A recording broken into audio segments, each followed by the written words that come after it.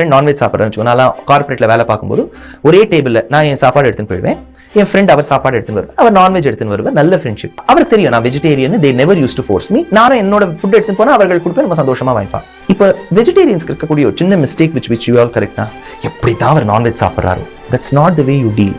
You respect the other persons choice. நீயும் அந்த சாப்பாடு சாப்பிடல, உனக்கு எப்படி தெரியும் அந்த சாப்பாடு எப்படி இருக்கும் இருக்காது. ஒருவேளை என் வாயில போட்டா சிக்கன் கூட எனக்கு பிடிச்சிருக்கலாம், நான் பிடிக்கலைங்கிறதுக்காக சாப்பிடாம இல்லை, என்னுடைய தர்மம் என்னை சாப்பிடக்கூடாதுன்னு சொல்லியிருக்கு. அவரை சாப்பிடலாம்னு சொல்லியிருக்கு, அவர் சாப்பிட்ற நான் சாப்பிடல. அவர் என்ன ஃபோர்ஸ் பண்ணாலோ நான் அவரை ஃபோர்ஸ் பண்ணாலோ தான் தப்பு. அவர் சாப்பிடும் சாப்பாட்டை துர்நாற்றம் என்றோ குறைத்து சொல்லுவதோ தப்பு. That is one thing. ஏன்னா அப்படி பார்த்தா துர்நாற்றம் வீசுகின்றதுன்னா நம்ம கேபேஜ் வேக வைக்கும்போது ஒரு வாசனை வரும், பார்த்துருக்கீங்களா? அது என்ன, நான்வெஜ் சாப்பிட்றவருக்கு பகவான் 50% தான் அனுகிரகம் பண்ணுவார். வெஜிடேரியன் சாப்பிட்டா 100% பண்ணுவார். ராமர் நான்வெஜ் சாப்பிட்டுருக்காரு, தெளிவா ராமாயணத்துல இருக்கு. ஆனா ஒரு இடத்துல எப்படின்னா, சீதை காணாம போன பிறகு, அதாவது அவளை கடத்தின்னு போயிட்டா, அப்போது கைங்கரியம் செய்து கொண்டு வந்த இலக்குவனும் ராமனும் மாம்சம் புஜிக்கவில்லைன்னு ஒரு பகுதி இருக்கு. உடனே இந்த வெஜிடேரியன் வாரியர்ஸ்லாம் இருக்க பாருங்க, ராமர் நான்வெஜ் சாப்பிடல, வெஜிடேரியன் தான் சாப்பிட்டார், ரத்தம் இருந்தார். எப்படி ஒரு என்ன இருந்தாலும் நான்வெஜ்ங்கிறது ஒரு லக்ஸூரியஸ் ஃபுட் இல்லையா?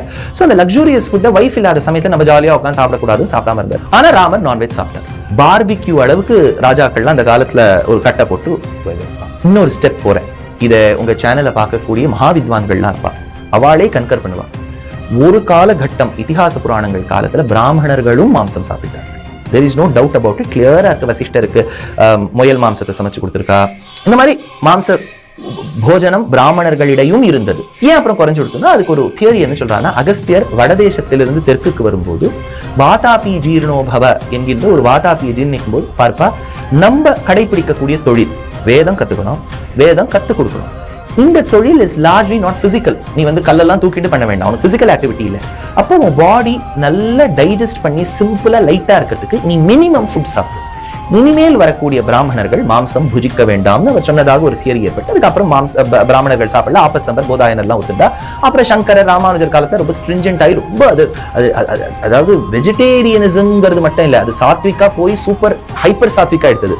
21 காய்கறி சாப்பிடக்கூடாது. எங்க பிராமணர்கள் நான்வெஜ் சாப்பிட்ட காலத்துல அரைஞ்சு எப்படி வந்து சனாதன தர்மம் இந்து மதத்தில் இருக்கக்கூடிய ஒவ்வொருவனும் வெஜிடேரியனா இருந்தால்தான் இறைவன் ஏற்றுக்கொள்வார், வெஜிடேரியனா இருந்தால்தான் மோட்சம் தான் சனாதன தர்மம் சொல்லவே.